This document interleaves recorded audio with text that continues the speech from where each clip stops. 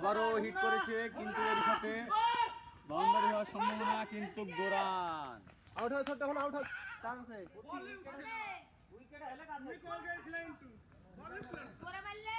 বল গড়ি দিলে বল আসে, কতখানি বল এসে 14 3 বল 14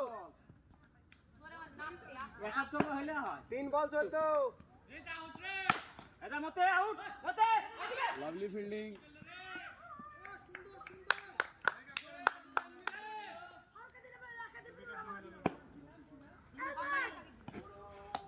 এর সাথে পক বল, তুই একজন পেছে দাঁড়া, ওই সাইডে দাঁড়া।